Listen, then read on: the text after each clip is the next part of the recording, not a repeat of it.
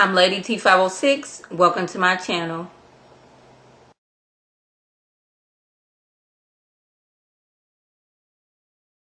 Hello, everyone's. I am here for The Passage, Season 1, Episode 7. If you're new to my channel, welcome. If you return and you a family member, you one of my peoples, welcome back. On this episode of The Passage, we deal with a lot of guilt of what we're going through. Like, things that's in the past, what we're feeling guilty about. Last episode, we learned a few things last episode, like we cannot kill Fanning, because if we kill Fanning, we kill not only the vampires, but we can kill Elizabeth and we can kill Amy.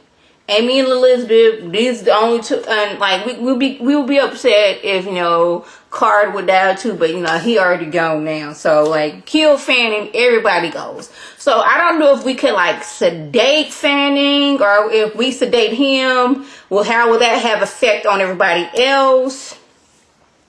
When Amy's having like visions of other, you know, vampires, can Fanning see that? Like, I just really don't know about all that, but like, I don't know how Fanning, his whole thing is get 12 of them, we get out. But we lost one last week, so I don't know if, you know, Elizabeth, will that make 12 to make up for that dude? I don't know, but I just don't understand how, after everything we've seen, new dude and came in, just does not get it. I just don't know at all. But this episode, Dr. Nicole, she is telling, you know, the Secretary of Defense that we need to just shut this whole program down. Just bury everything. This is, I mean, I was happy to work for her, you know, do this research, but like, this is something nobody's ever dealt with, and things have gotten out of control. One of the vampires got loose, turned several people who in turn got killed. It's just a whole and complete utter mess. Like, we can't control Fanning. They have the ability to control us. We need to stop this right now. But Gilder, his whole thing was like, no, we just gonna keep everything going. My plan, this is his plan, we gonna just cut back their food. And we're going to have people, instead of, you know, having one person in charge of one vampire, we're going to rotate everybody out. So nobody's having, you know, a lot of contact with one vampire. But that doesn't work. Once they see you, they have locked into you, and they can control you. And for whatever reason, he doesn't get that. Like, all the stuff that you've seen, you're still hell-bent on, we're going to keep this project going. This is what you're telling me. And Dr. Nicole's trying to say, it doesn't matter how much exposure we have to them. Once they lock in on us, that is it. You seen old scary dude. Fanning had him inject Elizabeth with the doggone vampire virus against his will. They can tell us, okay, just let me out. Oh, dude that got killed last week, that killed Dr. Pat, had him unlock his stuff, cut the alarm off, and he was able to escape. What makes you think that the high, strong dude can't do this? I'm like, Gilder need to go, and he need to go now. He gonna get everybody killed. And he, for whatever reason, he just does not understand that. The Secretary of Defense, since he's not up close and personal seeing what's going on, he doesn't understand this. Thank goodness the Dr. Nicole, Dr. Lear, and Clark, they realized, okay, this is a lot. We didn't got way too over our heads. I don't know if any of us are going to survive at this time, but Dr. Gilder's like, nope, we just gonna cut back their food, you know, so they can get, you know, kind of disoriented, and, you know, we just gonna rotate out on who's gonna be around. I'm like, no, dude, that is not going to work. You gonna get everybody killed. You gonna have the whole world turn into vampires. Just stupid. So Carter, he goes to Amy to prepare her for what's gonna come. Like, he is going to come for you. I'm just going to let you know that right now. This is a scary man, and he's going to prey on your fears, okay? I know you've been looking for your book, and he takes her where her book is and how she can go to see her book, but she can't take the book to her room. She's physically in her room, but she's able to, like, I don't even know the word to use, but transport is the best word I could use to where her book is, like in some, what's the word I'm looking for? Like, what is the word I'm looking for, y'all? It is at the separate, like, lost and found area. I guess that's the best way I can, like, all storage area. That's where your book is. You can't physically bring it back to your room with you, but whenever you want to go look at it, you can, like, transport yourself there. And she's seeing how she feels guilty because her mom died. Well, they had moved a lot, and the place that they were living at, she hated the place. She wanted to go to school, but her mom forgot to register her, so she got mad, told her mom she hated her, and stormed off. She didn't mean it, and when she came back, her mom was dead, and that was the last thing that she told her mom was, I hate you. So she's all just like, my mom really thinks I hate her. That's the last thing I said to her. So this is the guilt that she's dealing with, that, you know, my mom died thinking that I hated her. Now, I don't think Amy's mom hated her. I don't think Amy's mom believed that she hated her. She's just, you know, frustrated at the situation she was in. She was mad, but this is the guilt that she's going through. And in the book she had, her mom gave her this book, and that's why it's so precious to her, because, like, this is something from her mom. She has nothing else but the clothes on her back, and maybe not even that, in the book that her mom gave her. And she has her smarts. So Gilder goes to Amy all fake concerned, like, how are you doing? You feeling all right? I just come to let you know that Agent Woolgaff, you know, he's gone home, and he wanted me to tell you bye. Now, Amy, being the smart girl she is, sees right through that. She doesn't even need to read his mind to know that he's lying. Like, you just have I'm a liar all over you. So I don't believe that for one bit. If he was going to tell me goodbye, he would have came and told me himself. He wouldn't have you relay this message to me. Like, where is he at? I know that you're lying.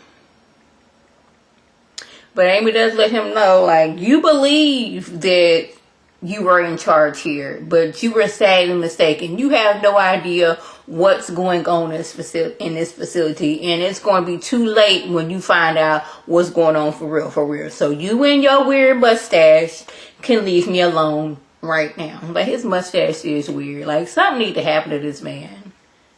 It really does. Like, I know I shouldn't wish, you know, bad things happening to people, but, like, dude, like, the signs clearly are there that this project needs to be shut down. Something needs to be happening for this project to shut down. And you, in your mind, is thinking, nope, I'm going to keep it running, and then I'm going to turn Amy into, like, a human weapon. But that's not going to happen, boo-boo. It's just not going to happen. So, Carter goes to Amy again so he can help her beat Fanning. Now, he knows, like, Fanning got it in his head and the guilt he had because his wife, well, not even his wife, his girlfriend didn't know that she was a liar, that she was married, and she ended up dying. And he went to trial and was sentenced to death because either she killed herself or her ex-husband killed her, and all the evidence pointed to him. He had a messed up attorney who fell asleep during the trial. So, like, basically, he had no one to defend him.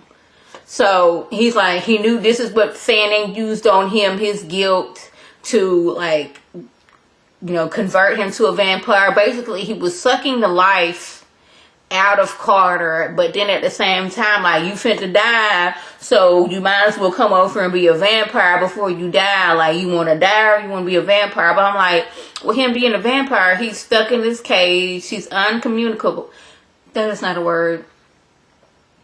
He can no longer talk. He's just stuck in a cage surviving off blood. Is he really surviving at all?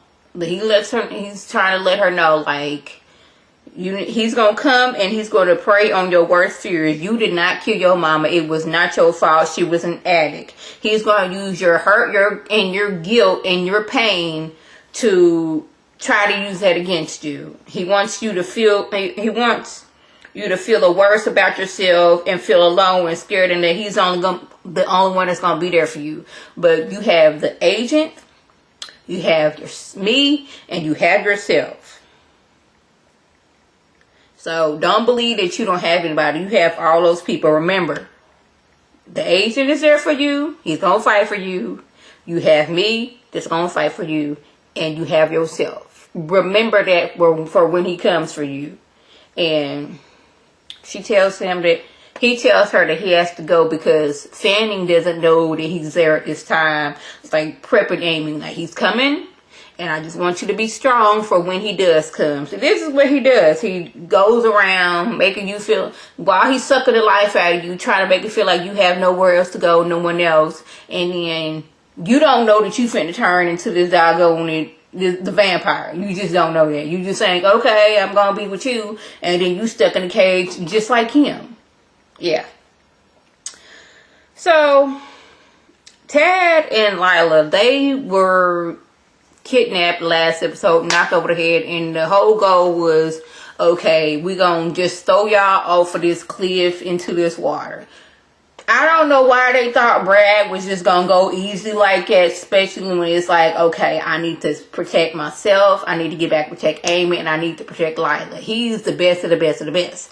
And I don't know why they thought it was gonna be that easy to get rid of him, because him and Lila, they already in a trunk, like handcuffed with like those, like a zip tie, those type of situations. Not full handcuffs, like the plastic ones. Able to break those free, and he's like, look here, they're gonna come for me first. And, you know, we gonna escape. So once he got out, he got to hitting people, getting them uncapacited for a minute, shooting people, throwing people off the ledge, shot dude, got Lila out. So they going through the woods when somebody like stops them. Thank goodness Clark came through and like killed the old dude. But Clark was like, look here, my bad. I know we've been kind of beefing and everything, that everything was going on, but like, it's a horror show back there. He already went to Amy and was like, Amy, I'm going to get I'm going to get the agent back. I just want to make sure you all right now. I'm the good guy. I finally realized that all this is some messed up mess. I apologize that you were in this, but I'm here for you if you need me, basically. So this whole episode, we was having flashbacks with Brad's guilt. His daughter was in soccer class. They won their game, and the whole thing was, okay, we're going to go to this restaurant. We're going to decorate it up real nice and everything, but forgot the markers. While he's going to a store to buy some markers, the place was robbed, and his daughter was coming to bring his wallet and ended up getting shot in the process. So he's dealing with the guilt of, like, I could have saved her.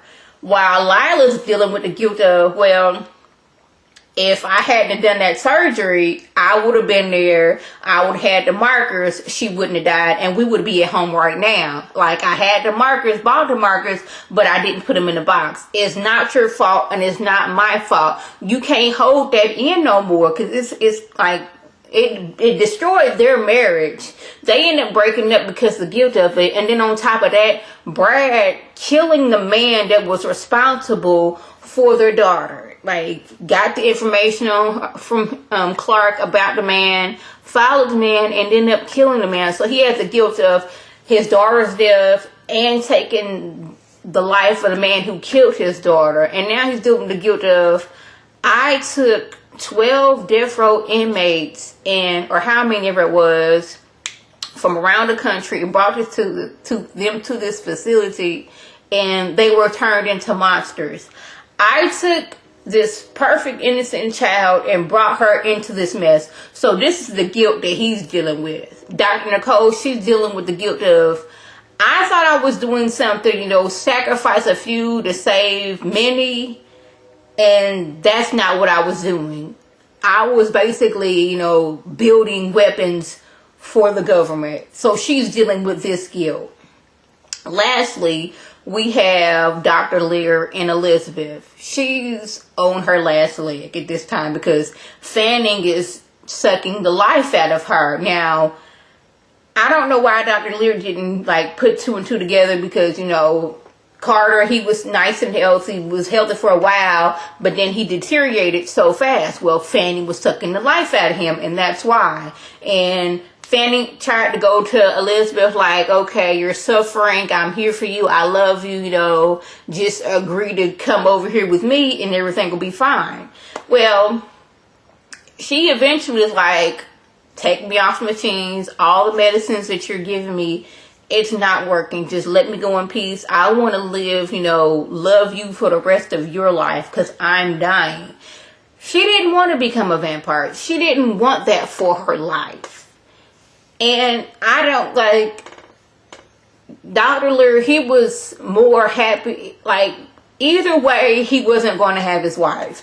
If she never got the vampire virus, she would have just been in this chair not knowing who she was and not knowing who he was, and he wouldn't have had her.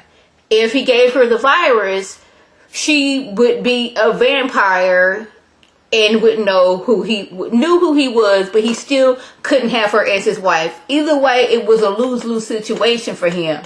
But Fanny thought, okay, I love her, and maybe she don't want to die, and I can bring her into the fold, and I can have my 12, and then we can bust out of here. Because at one point, what's her name?